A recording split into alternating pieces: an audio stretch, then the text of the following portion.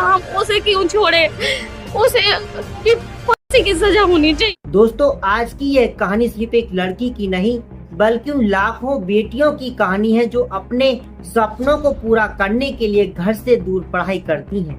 लेकिन जब कुछ दरिंदे इंसानियत की सारी हद पार कर देते हैं तब एक मासूम जिंदगी पल भर में नर्क बन जाती है। आखिर कौन थे वे लोग जिन्होंने एक मासूम लड़की की जिंदगी तबाह कर दी? क्या उसे इंसाफ मिल पाया? और कैसे 1 साल पुरानी दुश्मनी ने इतना बड़ा अपराध को जन्म दिया? जानने के लिए इस कहानी को अंत तक जरूर देखिएगा।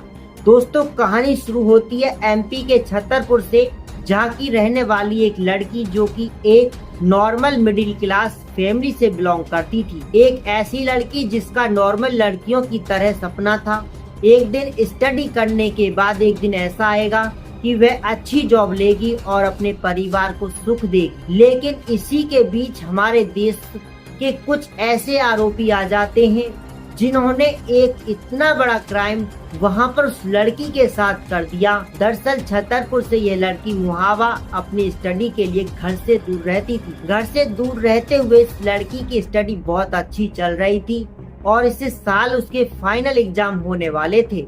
लग रहा था कि यह लड़की अच्छे नंबर लाने के बाद एक बढ़िया जॉब लेगी। लेकिन इसी के बीच टाइम आता है 30 अप्रैल 2026 का।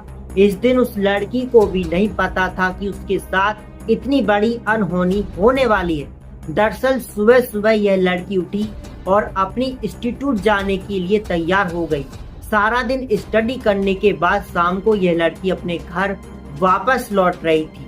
तभी अचानक पीछे से तेज रफ्तार में एक बड़ी सी गाड़ी आती है और यही एक गाड़ी इस लड़की की पूरी जिंदगी बर्बाद कर देती है। कुछ ही सेकंड के अंदर यह गाड़ी लड़की के पास रुकी और अंदर से 2 लोग बाहर निकलते हैं, लड़की को पकड़ते हैं और गाड़ी के अंदर फेंकने के बाद वहां से कुछ ही सेकंड के अंदर रवाना हो जाते हैं। वह लड़की चिल्ला रही थी लेकिन कोई भी आसपास खड़ा इंसान उसकी आवाज नहीं सुनता है और इतनी ही देर में उस लड़की को कुछ लगाया जाता है, जिसके लगने के बाद वो लड़की कुछ ही मिनट के अंदर बेहोश हो जाती है, जो कि बेहोश होने से पहले सभी लोगों के फेस को देख लेती है, पहचान लेती है कि ड्राइव कौन कर रहा है और किन लोगों ने उसे पकड़ा है। गाड़ी के अंदर लगभग 5 लोग और सवार थे और एक एक इंसान को वह लड़की खुद पहचान जाती है, जिसका मतलब यह था कि अपनी पूरी लाइफ के बीच यह लड़की कहीं ना कहीं तो इन लोगों से मिल चुकी थी। लेकिन बड़ा सवाल अब यह था कि आखिरकार यह लोग कौन थे जो इस लड़की को जानते थे और उसी के साथ इतना बड़ा आगे क्राइम करने वाले थे। तो उस गाड़ी के अंदर मौजूद थे मोहित श्रीवास, अंकित श्रीवास और हल्लू राजपूत। और इसी के बाद मौजूद होते हैं कुछ और लोग। इस लड़की को उठाने के बाद यह सभी मर्द मिलकर एक ऐसी सुनसान जगह ले जाते हैं जहां पर इस लड़की को बचाने वाला कोई भी नहीं था। थोड़ा टाइम बीतता है और इस लड़की की आंखें खुल जाती हैं और तभी इसी के पास बैठा होता है मोहित नाम का यह लड़का, जिसको कि यह लड़की पहले से जानती थी। पर जानने के बाद भी यह लड़का इस लड़की के साथ ऐसे बिहेव कर रहा था कि जैसे वो उसका कोई दुश्मन हो। और अब इसी सुनसान घर से इस बहुत गंदे क्राइम की शुरुआत होने वाली थी। इस घर में मौजूद इतने सारे लोग इस क्राइम को शुरू कर देते हैं, जिसके बीच सबसे पहले मोहित नाम का यह लड़का लड़की के साथ सारे काम करता है और इसी के बाद बारी आती है बाकी सारे मर्दों। 30 अप्रैल को शुरू हुई यह चीज लगभग 1 वीक हो जाता है। इस टाइम के दौरान 1 मई इस लड़की की फैमिली पुलिस स्टेशन जाती। इसके फादर और मदर कंप्लेंट दर्ज करवाते हैं कि उनकी लड़की गायब हो चुकी है। वह नहीं जानते कि वह आखिर बार कहाँ गई, उसे किसी ने किडनैप किया या उसके साथ कोई ऐसी अनहोनी हो गई जिसके बारे में किसी ने भी नहीं सोचा था। और यह फैमिली बार बार पुलिस को रिक्वेस्ट करती है। दूसरे दिन तब सभी लोग नॉर्मल तरीके से पुलिस को बोलते हैं, लेकिन उनकी कोई भी आवाज नहीं सुनी जाती है। और इस चीज के 5 दिन बीतने के बाद जब इस लड़की के घर वाले पुलिस स्टेशन के बाहर प्रोटेस्ट करना शुरू करते हैं तो तब पुलिस अपनी इन्वेस्टिगेशन शुरू करती है। दूसरी साइड इस लड़की के साथ बार बार कुछ गलत किया जाता है। ऐसी चीजें देखने के बाद ये लोग यही समझते हैं कि लड़की कभी भी सचेत नहीं होनी चाहिए, अगर हुई तो ये हमारे हाथ से भाग सकती है। और इसी चीज के दौरान यह जब लड़की अच्छे तरीके से पहचान चुकी थी कि मोहित असल में है कौन।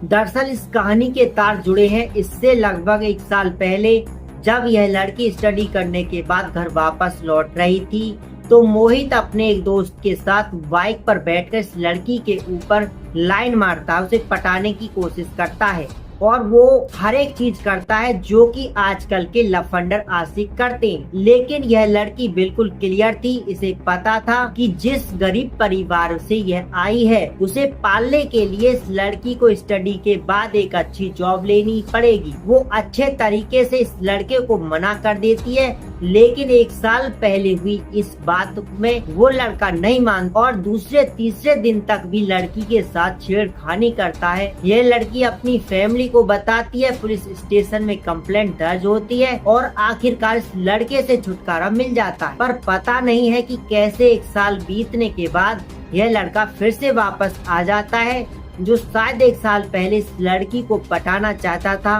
वह इंसान अपनी पसंदीदा लड़की के साथ ये क्राइम घर के अंदर कर रहा था, जिसमें उसकी सारी फैमिली मिली हुई थी, यहाँ तक कि उसके फादर, उसके अंकल और बाकी के सारे लोग बार बार लड़की के साथ कुछ ना कुछ कर रहे थे।